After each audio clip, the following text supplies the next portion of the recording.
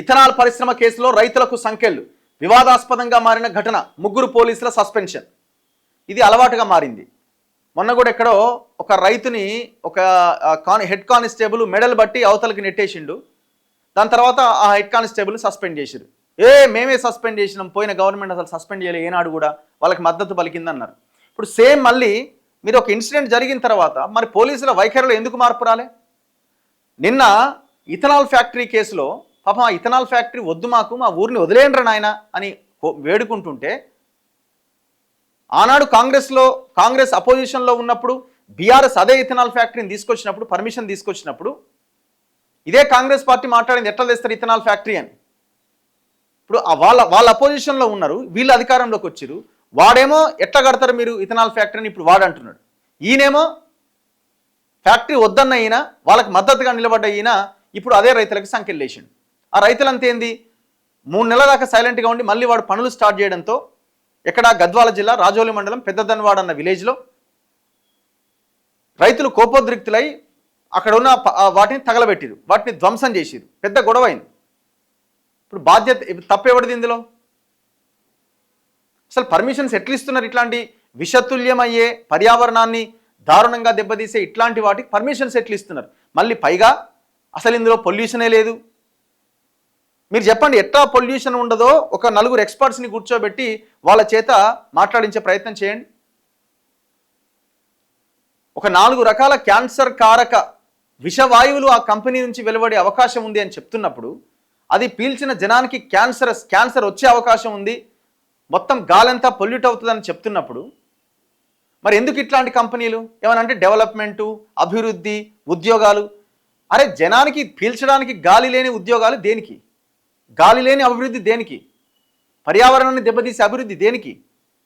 ఇది ఒకటే కాదు, తెలంగాణలో 27 ఇథనాల్ కంపెనీలు రాబోతున్నాయి. మనం సైలెంట్గా ఉంటే తెలంగాణ పల్లెలని ఇథనాల్ కంపెనీలతో నాశనం చేయబోతున్నారు. తిరగబడకపోతే దిలావర్పూర్లో ఎట్లాగైతే తిరగబడి వాళ్ళు క్యాన్సిల్ చేసుకున్నారో, ఎట్లా సాధ్యమైంది అది?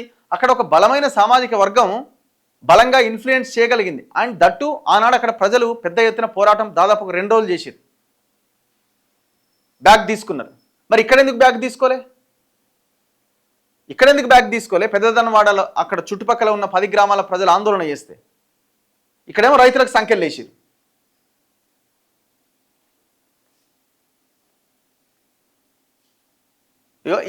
ఇది అన్యాయం కాదు? ఇది రైతులకు సంఖ్యలు వేసి కోర్టుకు తీసుకెళ్తున్న పోలీసులు అసలు వాళ్ళు ఏమన్నా నేరస్తులా, ఉగ్రవాదులా? లేకపోతే మీ లెక్క బ్యాంకులను ముంచిన దొంగ రాజకీయ నాయకుల వాళ్ళు ఏమన్నా దొంగ బిజినెస్ మెన్సా, కాంట్రాక్టర్లా, తెలంగాణను ముంచిన కాంట్రాక్టర్లా?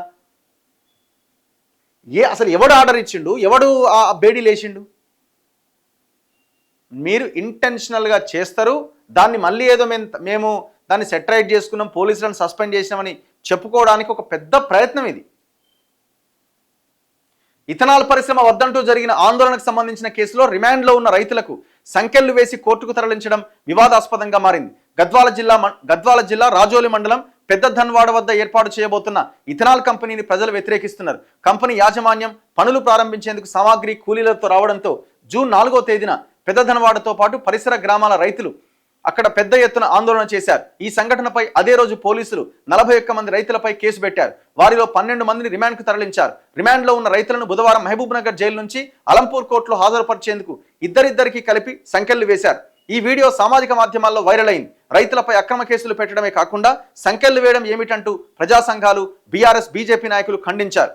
జిల్లా న్యాయమూర్తి ప్రేమలత షరతులతో కూడిన బెయిల్ మంజూరు చేయడంతో రైతులను అలంపూర్ నుంచి మహబూబ్ నగర్ జైలుకు తరలించి అక్కడ విడుదల చేశారు. సంకెళ్లు వేసి కోర్టుకు తీసుకెళ్లడాన్ని పోలీసు ఉన్నతాధికారులు తీవ్రంగా పరిగణించి ఒక ఆర్ఎస్ఐ, 2 ఏఆర్ఎస్ఐలను సస్పెండ్ చేశారు. వాళ్ళదేముందండి, ఆ పైన ఉన్న ఉన్నతాధికారి ఎవడైతే చెప్పిండో వాడిని కదా సస్పెండ్ చేయాల్సింది. ఇప్పుడు ఇది నమస్తే తెలంగాణలో బ్యానర్ ఐటమ్. మిర్చి రైతులకు బేడీలేసింది కేసీఆరే. ఇక్కడ రాయగిరి దగ్గర RRR రీజనల్ రింగ్ రోడ్ పేరుతో భూములు కొల్లగొడుతుంటే ఆందోళన చేసిన రైతులకు బేడీలేసింది కేసీఆరే. ఇప్పుడు వాళ్ళకి ఇది అడ్వాంటేజ్గా మారింది. ఇప్పుడు దొంగే దొంగ దొంగ దొంగ అంటున్నాడు. మరొక గజ దొంగకి అవకాశం ఈ దొంగ ఎందుకు ఇస్తున్నారు చెప్పండి? ఆ అవకాశం మీరు ఎందుకు ఇస్తున్నారు? రాజోలి రైతుకు బేడీలు, పాలమూరు జైలు నుంచి హ్యాండ్స్ కప్స్తో ఆలంపూర్ కోర్టుకు తీసుకెళ్లిన పోలీసులు. మహబూబ్ నగర్ జైలు నుంచి విడుదలైన రైతులతో మాట్లాడిన శ్రీనివాస్ గౌడ్. గతంలో మిర్చి రైతులకు బేడీలు వేసింది ఎవడు? నిన్న కేటీఆర్ ట్వీట్ చేస్తున్నాడు. ఈ అవకాశము అవతల పార్టీ ఓడికి అవకాశం కల్పిస్తున్నది రేవంత్ రెడ్డి మీరే. ఉమ్మడి పాలమూరు జిల్లా నల్లమల బిడ్డ అన్నారు మీరు, కానీ అదే రైతులకు బేడీలు వేసారు. నాకు తెలియదని వాళ్ళని సస్పెండ్ చేశారు. అయిపోద్దా? ఇదొక్కటే కాదు, ఇదే అంశం మీద కొట్లాడిన దాంట్లో ఒక జర్నలిస్ట్ ఉన్నాడు.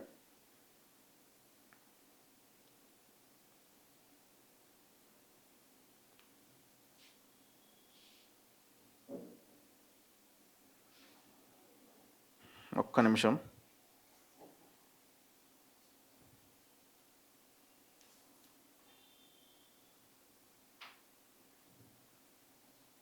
ఇగో ఇదే అంశం మీద రెహమాన్ గారని వీళ్ళదొక పేపర్ ఉన్నది, నేను మీకు చూపిస్తాను.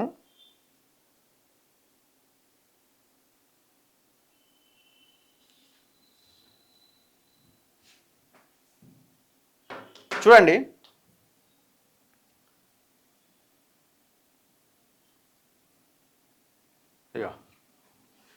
దిలావర్పూర్ దిశగా పెద్ద ధన్వాడ ఇథనాల్ రద్దు చేయాలనే యోచనలో రేవంత్ సర్కార్ అని ఇట్లా రకరకాల జనం సాక్షి పేరుతో ఇథనాల్ రక్కసిని తరిమి కొట్టేదాకా పోరు ఆగదు.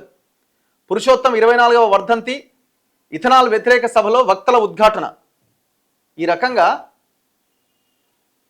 నిబంధనలు తుంగలో తొక్కి ఇథనాల్ కంపెనీలకు అనుమతులు. గత బీఆర్ఎస్ ప్రభుత్వ కుమ్మక్కు రాజకీయాలపై రేవంత్ సర్కార్ ఆగ్రహం. కానీ ఆగ్రహం అన్నారు, కంపెనీకి రెడ్ కార్పెట్ వేస్తున్నారు. ఇట్లా ఆయన ఒక జర్నలిస్ట్ రెహమాన్ గారు చాలా పెద్ద ఎత్తున వీటి మీద వార్తా కథనాలు రాసిండు. రాస్తే చివరికి ఏమైందంటే ఆయన మీద ఎఫ్ఐఆర్ ఫైల్ చేసింది గవర్నమెంట్. ఎంత అన్యాయం ఇది! బగ్గుమన్న పెద్ద ధన్వాడ ఇథనాల్ ఫ్యాక్టరీ పనులపైన పెళ్లుబికిన ప్రజాగ్రహం. సుమారు 2000 మంది తరలి రావడంతో తీవ్ర ఉద్రిక్తత. ఆనాడు జరిగిన గొడవ ఇదే. 40 మంది మీద కేసులు పెట్టిరు, 12 మందిని అరెస్ట్ చేసిరు. ఇప్పుడు ఈ వార్తలు రాసినందుకు వార్తలు రాసిన జర్నలిస్ట్ ఈయనే, జనం సాక్షి దినపత్రిక ఎడిటర్ ఎంఎం రెహమాన్. అక్రమ కేసు, ప్రజాగ్రహ ఘటనలో జనం సాక్షి ఎడిటర్ పైన అక్రమ కేసు. పెద్ద ధన్వాడ ఘటనా స్థలిలో లేకపోయినా అక్కస్తో యాజమాన్యం ఫిర్యాదు. ఖండించిన జర్నలిస్ట్ సంఘాలు, ప్రజా సంఘాలు, రాజకీయ పార్టీలు. ఎవరన్నా వార్త రాస్తే కేసు పెడతాడా? ఇంత దుర్మార్గులేంద్రబాయ్ మీరు. ఆయన ఏం వార్త రాసిండు అంతే. ఆయన ఏమైనా పోనీ ఆ గ్రౌండ్లో ఆ ఫీల్డ్లో ఉన్నాడా? లేడు. ఈయనతో పాటు ఇంకొక పాపం ఆయన ఒక జైల్లో పనిచేసే ఒక పోలీస్ ఆఫీసర్ మీద కూడా కేసు పెట్టారు. ఆయన ఏంది, ఆ సొంత ఊరు ఆయన కూడా అక్కడ లేడు. ఆయన ఏదో కొంత వాళ్ళతో వీళ్ళతో మాట్లాడినట్టున్నాడు. గ్రామం ఆగమవుతుంటే ఆయన అధికారి అయినా ఇంకోరైనా సొంత గ్రామం మీద ప్రేమ ఉంటుంది కదా. ఆ పోలీస్ ఆఫీసర్ మీద కూడా కేసు పెట్టారు. అంటే మీరు కంపెనీకి సరెండర్ అయిపోయారు అనమాట. అక్రమ కేసులు జర్నలిస్ట్ సంఘాలేవో ఒకటి రెండు మాట్లాడినట్టున్నాయి.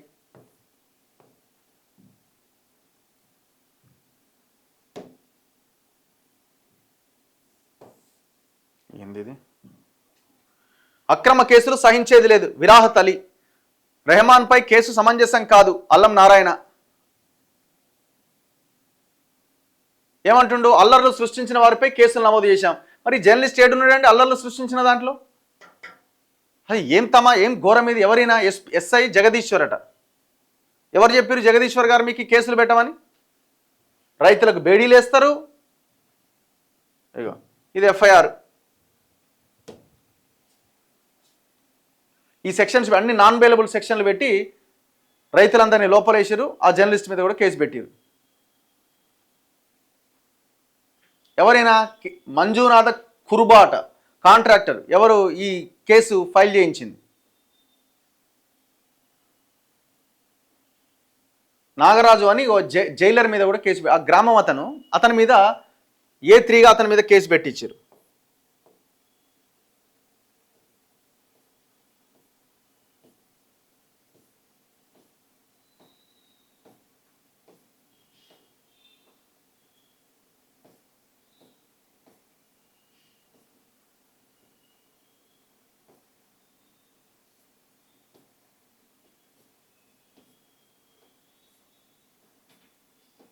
వీళ్ళందరి మీద కేసులు, అంత రైతులు, ఓ జర్నలిస్టు, ఓ పోలీసు.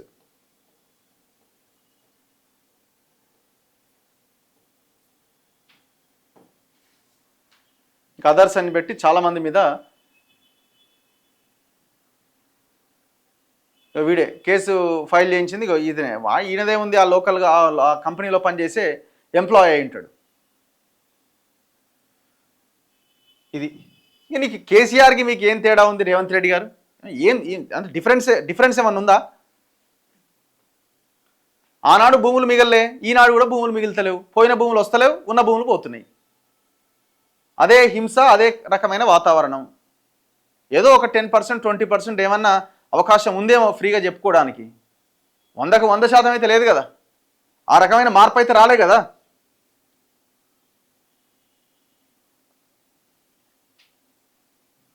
చలో నెక్స్ట్ ఆంధ్రజ్యోతి విషయానికి వద్దాం. ఆంధ్రజ్యోతిలో ఇవాళ కనిపిస్తున్న వార్తల్లో